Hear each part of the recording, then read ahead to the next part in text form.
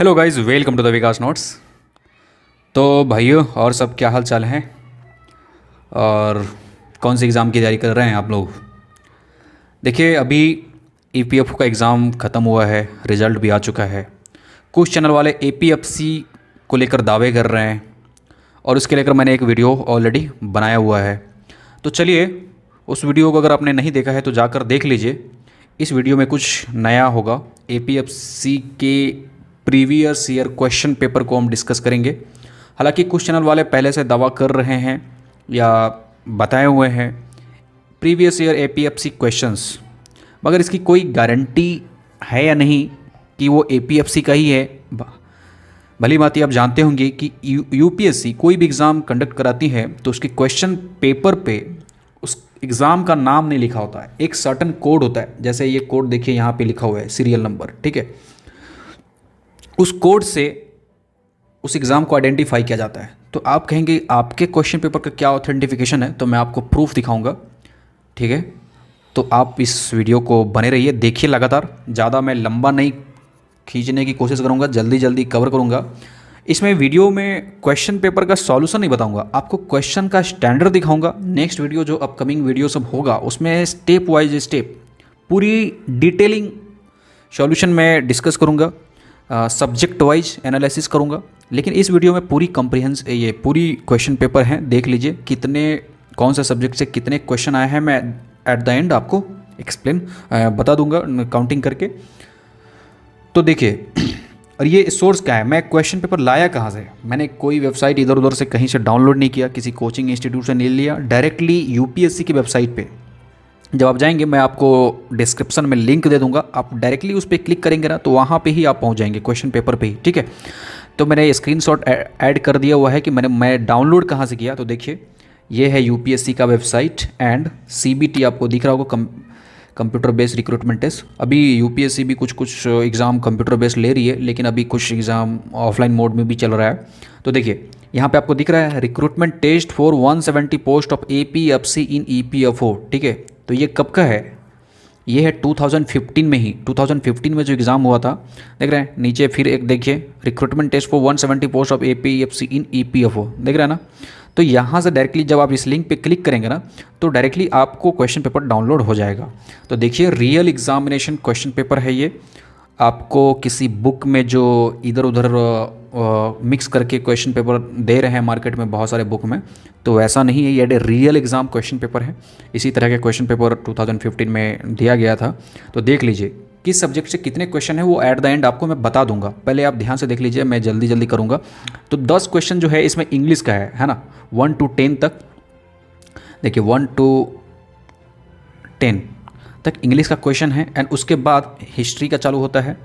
और ज़्यादा डिफ़िकल्ट भी नहीं है ना। जैसे ईपीएफओ में सबको सरप्राइज़ मिला था, बहुत सारे कैंडिडेट ने यह कहा कि सर 1 से लेकर 20 तक, मतलब 1 से 20 तक ईपीएफओ में जो क्वेश्चन आया था इंग्लिश का बहुत ही ईजी था और हम खुश भी हो गए थे कि ये एग्ज़ाम अब क्रैक होगा। लेकिन जैसे जैसे आगे बढ़ते गए वैसे वैसे सिली मिस्टेक होता चला गया, है ना, कन्फ्यूज़न बढ़ता गया। तो वैसा इसमें नहीं करना है, थोड़ी सी वार्निंग और एकदम अलर्ट होकर तैयारी करनी है। काफ़ी डीप में थोड़ा स्टडी करना है, एनालिसिस काफ़ी ज़्यादा करना है। वही गलतियां दोबारा से फिर से नहीं दोहराना है। कहते हैं ना, बुद्धिमान इंसान होता है जो कभी गलतियां नहीं करता, और समझदार इंसान होता है जो दूसरों की गलतियों से सीखता है। तो आप दूसरों की गलतियों से क्या सीखेंगे, आपने ईपीएफओ में जो गलतियां दोहराया है उसी से सीख लीजिए कि क्या क्या मिस्टेक हुए, कैसे मिस्टेक हुआ, है ना, माइनर मिस्टेक सब कहते हैं वहाँ पे। तो देखिए 10 तक इंग्लिश का क्वेश्चन पेपर है। उसके बाद आगे बढ़ते हैं तो हिस्ट्री का क्वेश्चन स्टार्ट होता है, क्रोनोलॉजिकल सीक्वेंस। ये इस तरीके के जब आप स्टडी करते हैं ना, जब आप हिस्टोरिकल इवेंट्स पढ़ते रहते हैं तो क्रोनोलॉजिकल सीक्वेंस में आप उसको अरेंज करते रहिए। भले आपको अगर नेक्स्ट जो एग्ज़ाम होगा एपीएफसी का उसमें काम ना आए, शायद कोई दूसरा एग्ज़ाम देंगे तो शायद उसमें भी काम आ सकता है। तो इस तरह से पूरी एनालिटिकल आप पढ़ते रहेंगे तो आपके लिए काफ़ी बेनिफिशियल होगा। 11 नंबर क्वेश्चन देख रहे हैं, 12 ये भी हिस्ट्री का है। मैं आपको ये क्वेश्चन टेलीग्राम पे भी डाल दूंगा, डिस्क्रिप्शन में यूपीएससी वेबसाइट का मैं लिंक दे दूंगा, हिंदी इंग्लिश दोनों में है। देखिए ये पी मतलब लिखा हुआ है पॉलिटिकल साइंस, ठीक है। मैंने काफ़ी शॉर्टकट में ये देखिए, what is know India programme, ये गवर्नमेंट स्कीम है, शायद करंट अफेयर में 2015 में रहा होगा, इसीलिए ये क्वेश्चंस पूछ दिया है, ठीक है। ये देखिए जी का मतलब जियोग्राफी, मैंने जियोग्राफी में ये पार्ट रखा है, वेस्टर्न घाट, है ना, वेस्टर्न घाट मतलब यूनेस्को डिक्लेयर, ये उस समय करंट अफेयर में रहा होगा। देखिए 2012 है ना, तो 2015 तो देख रहे हैं 2015 में एग्ज़ाम हुआ, 2012 का current affair world heritage site में इसको डिक्लेयर किया गया है या नहीं किया गया है, ये सब क्वेश्चंस डाले हुआ है। ज्योग्राफी देख लीजिए, Ayodhya is located at the bank of which river. कितना इजी क्वेश्चन है, आप फिर से आप खुश हो जाएंगे, पर आपको खुश होने की बिल्कुल भी जरूरत नहीं है। अब आगे आगे देखते रहिए क्वेश्चन कैसा स्टैंडर्ड लेवल का है। मैथमेटिक्स का काफ़ी हाई स्टैंडर्ड है। देखिए हिस्ट्री का क्वेश्चन है, खिलाफत कमेटी एक्सेप्टेड महात्मा गांधी। ये हिंदी वाले नाराज़ न होइए भैया, हिंदी वाले अयोध्या किस नदी के तट पर हैं देख रहे हैं, खिलाफत कमेटी ने अपने किस स्थान पर संपन्न बैठक। तो वीडियो का मकसद है आपको क्वेश्चन पेपर का स्टैंडर्ड दिखाना। देखिए इकोनॉमिक्स स्पेशल इकोनॉमिक जोन और डेवलप टू किसके लिए डेवलप है। मैथमेटिक्स का क्वेश्चन देखिए, मैथमेटिक्स की तैयारी भैया अच्छे से कीजिएगा, अदरवाइज आपको फंसाने के लिए मैथमेटिक्स ही काफ़ी है। 30-32 क्वेश्चन है मैथमेटिक्स का, रीजनिंग मिलाकर, ठीक है। हिस्ट्री का क्वेश्चन देखिए, which of the following statement reflect the distinctive feature 6th century BCE, है ना, गन और संगा। ये भी क्वेश्चन का भाई, ये जो इस पैटर्न का जो कोड वाला जो है ना, वो UPSC अक्सर पूछती हैं। और APFC का जो एग्ज़ाम है, समझिए आपकी जो तैयारी होगी लगभग UPSC लेवल का ही करना है, जो प्री एग्ज़ाम होता है ना उसके लेवल का ही करना है। देख रहे हैं ना, इस तरफ के कोड की बहुत सारे क्वेश्चन मिल जाएंगे, लगभग 50 से भी ज़्यादा क्वेश्चन इसी पैटर्न पे है, तो काफ़ी। और इस पैटर्न पे क्वेश्चन का मतलब आप समझ रहे हैं, एक क्वेश्चन के अंदर में 3 क्वेश्चन। UPSC जो क्वेश्चन बनाती है 100 क्वेश्चन का, इसका मतलब है वो 100 क्वेश्चन नहीं है, वो 300 क्वेश्चन है एक ही में। इतनी डीप नॉलेज आपको चाहिए होगा उसके सॉल्व करने के लिए, वो है ना। कुछ लोग कहेंगे एलिमिनेशन पे भैया 1-2 क्वेश्चन सॉल्व हो जाता है, या 1-2 एलिमिनेट कर लेंगे, लेकिन अगला वाला बहुत ही कन्फ्यूजन हो जाता है, ठीक है। तो इस तरह से आपको तैयारी करनी है काफ़ी स्टडी करके। SS मतलब सोशल सिक्योरिटी, और which of the following are the typical difference between private insurance program and social insurance program, ठीक है। एंड देखिए अनबैलेंस ग्रोथ, ये इज हाइपोथेसाइज्ड व्हेन, ये क्वेश्चंस हैं पढ़िए। एंड देखिए CA मतलब हो गया चार्टर्ड, ये sorry current affair, national telecom policy 2012 का। देखिए 2012 का 2015 में ये एग्ज़ाम हुआ, 2012 का करंट अफेयर पूछा हुआ है। देखिए 21 में, देखिए सॉरी मैंने ये डिस्कस कर दिया हुआ है। हिंदी वाले भैया हमारे देखिए 6ठी शताब्दी BCE के गणों या संघों, कहने का मतलब ये है इसमें आपको मॉडर्न हिस्ट्री तो होगा ही होगा, प्लस में मॉडर्न हिस्ट्री से पहले वाला मध्यकालीन होगा या प्रारंभिक भारत होगा आप लोगों के लिए, वो भी पढ़ लीजिएगा, ठीक है। Medieval India and modern history तो पढ़ना ही है। तो आगे बढ़ते हैं, देख लीजिएगा, आपको मैं टेलीग्राम पे क्वेश्चन डाल दूंगा। ये भी करंट अफेयर का देखिए, ये भी millennium development goal fixed by the UNO, है ना, ये क्वेश्चन देखिए। And the term carbon footprint means, इसका मतलब क्या है, इन्वायरमेंट जियोलॉजी, या हम ज्योग्राफी में इसको रख सकते हैं। करंट अफेयर का फिर से क्वेश्चन है भारत रत्न। देखिए 2014 में जो भारत रत्न मिला था सचिन तेंदुलकर को मिला था ना, इसका आंसर है ये ही है। तो कहने का मतलब ये है आपको, ग्रीन रिवॉल्यूशन देखिए was feasible in zones of, किस जोन में ग्रीन रिवॉल्यूशन ज़्यादा फिजिबल हुआ था। एंड ये इकोनॉमिक्स एंड सोशल सिक्योरिटी, अफार्थरेड क्या होता है, economics, transportation plays a great role in an economy, highest क्या है, इलास्टिसिटी। एंड तो इस तरह से क्वेश्चंस हैं। देखिए द प्रॉब्लम ऑफ रुपी, ये क्वेश्चंस KBC हॉट सीट पे 1 करोड़ रुपए का सवाल था, पता है आपको, है ना। तो आप जब कम्प्रिहेंसिव स्टडी करते हैं ना, तो वो नॉलेज एक एग्ज़ाम के लिए नहीं होता है, वो आपका हमेशा के लिए परमानेंट मेमोरी में चला जाता है और लाइफ ज़िंदगी में काम आता है वो। अब बताइए जिसने आंसर किया होगा, 1 करोड़ रुपए का सवाल था ये, the problem of rupee was हो, ये अभी जो KBC सीज़न चल रहा है उसमें था। मेरे घर में लोग देखते हैं KBC, तो इस सवाल का जवाब बहुत ही आसानी से हो गया था वहाँ उस टाइम पे। हालांकि मैं नहीं था KBC पे, मैंने जस्ट आपको बताया, ये क्वेश्चन वहाँ पे डिस्प्ले किए गए थे स्क्रीन पे कि द प्रॉब्लम ऑफ रुपी, जो अभी लंदन में रिसर्च चल रहा है, वो किस मतलब फ्रीडम फाइटर्स ने लिखा हुआ है, ऐसा करके कुछ क्वेश्चन था। तो आंसर भीमराव अम्बेडकर, बहुत ईजिली इसका आंसर मिला, ठीक है। तो इसको हिस्ट्री में आप रख सकते हैं वैसे इस तरह के क्वेश्चन को। तो देखिए ज्योग्राफी, एम जो लिखा हुआ है मैथमेटिक्स है, पॉलिटिकल साइंस, देखिए right to free and compulsory education act provide for every child in the age group. देख रहे हैं ये कोट वाला क्वेश्चन है ना, मतलब आपको डीप नॉलेज की ज़रूरत होती है इसको सॉल्व करने के लिए। मैथमेटिक्स भाई काफ़ी तगड़ा है ना। तो ऊपर से आप मैथमेटिक्स जो पढ़ लेते हैं ना वनडे एग्ज़ाम के लिए, काफ़ी प्रैक्टिस की ज़रूरत होगी। यहाँ भी मैथमेटिक्स बहुत बड़ा रोल प्ले कर रहा है 2015 के। अभी आने वाले एग्ज़ाम में पता नहीं क्या पैटर्न देगा क्वेश्चंस की, शायद नंबर ऑफ़ क्वेश्चंस इधर उधर कर दे, लेकिन समझ लीजिए आपको तैयारी सब कुछ करना है, सारे सब्जेक्ट करना है, जिसमें से क्वेश्चन कम भी पूछे हुए हैं वो भी, क्योंकि ईपीएफओ में क्या झटका मिला है ना। कोई एनालिस्ट प्रेडिक्शन नहीं लगा सकते कि क्या पूछेगा नहीं पूछेगा, बस पढ़ना सब है आपको और प्रैक्टिस करते रहना है, आपकी नॉलेज की प्रैक्टिस करते रहना है। देखिए साइंस एंड इकोनॉमिक्स, तो भाई इस तरह से ये सब क्वेश्चन है। इकोनॉमिक्स देख रहे हैं, मैं आपको टेलीग्राम पे डाल देता हूँ, देखिएगा थोड़ा सा वक्त निकाल के। इकोनॉमिक्स का डियर मनी का मतलब क्या होता है, काफ़ी इजी क्वेश्चन है। Mathematics and political science, parliament can make any law whole any part of the India and implement international treaties. देखिए इन्वायरमेंट साइंस का है द पॉल्यूशन, एसपीएम का मतलब क्या होता है। Economics, public sector enterprises suggested that, history का question है, ठीक है।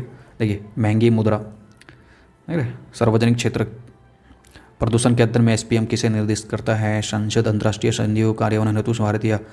तो इस तरह से हैं, आगे बढ़ते हैं। ये देखिए इसको या पॉलिटिक्स में रखिए या इकोनॉमिक्स में।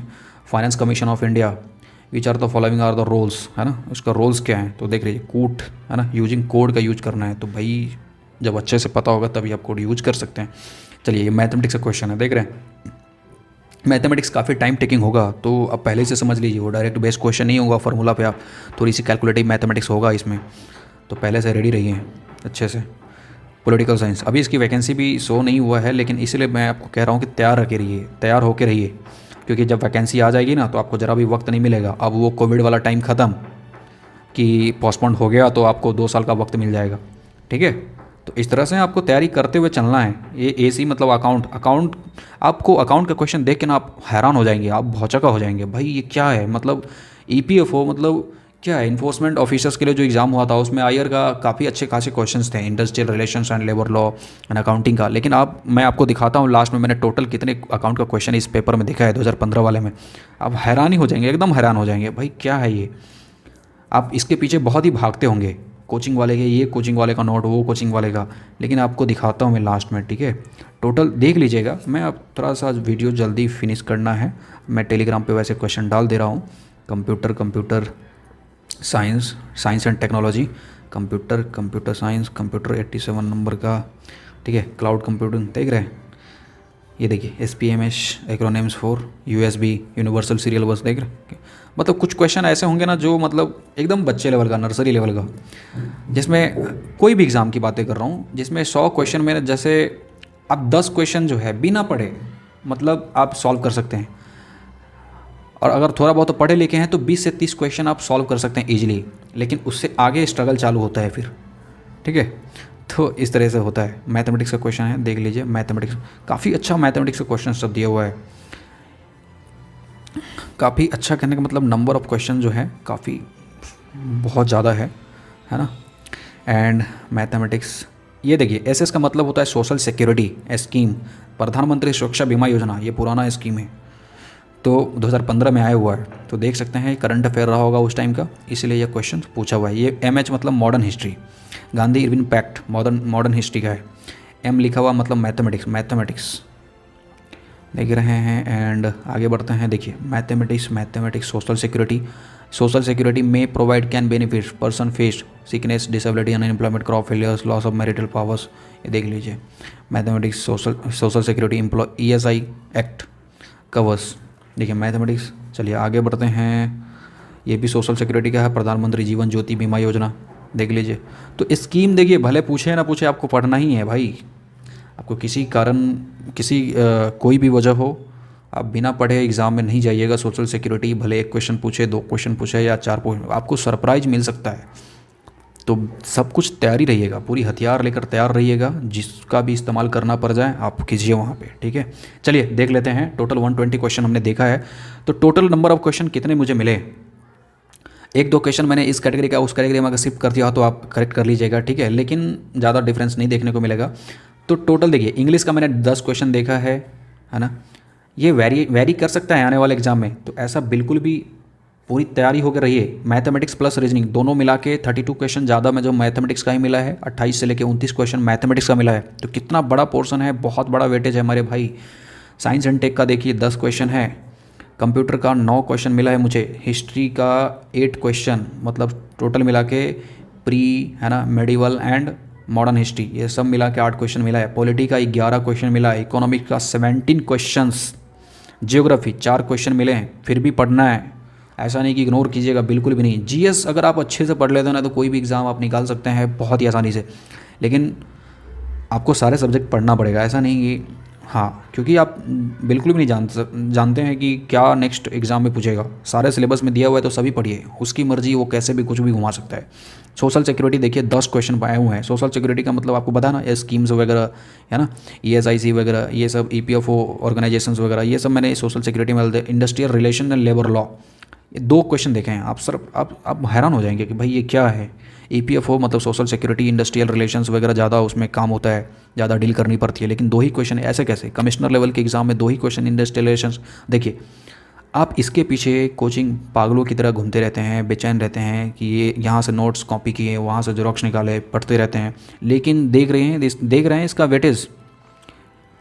आप एकदम हैरान हो जाएंगे भाई कि अकाउंट्स एंड ऑडिटिंग का एक ही क्वेश्चन है इसमें। करंट अफेयर से मैंने 6 क्वेश्चन देखा है जो उस समय 2014-15 से मुझे लगा कि पूछा हुआ है, तो इस तरह से मुझे मिला। आप देखिए 1-2 क्वेश्चन ऊपर नीचे होगा, इस तरह से हैं। तो बस लास्ट में यही कहूँगा कि इसको एक बार आप खुद से देख लीजिए और उसके हिसाब से तैयारी कीजिए। कुछ ज़्यादा डिफिकल्ट नहीं है, आप जीएस पे अच्छे से फोकस कीजिए। अगर आप यूपीएससी वगैरह की तैयारी कर रहे हैं या कोई स्टेट पीसीएस वगैरह कर रहे हैं तो मुझे लगता है जीएस पे आपको बहुत ज़्यादा फोकस करनी चाहिए, ठीक है। बहुत ज़्यादा फोकस कीजिए मैथमेटिक्स और GS, sorry English, math and GS, इस पर बहुत ज़्यादा फोकस कीजिए। 80% आपका यही कवर करता है, 80 to 85%, ठीक है।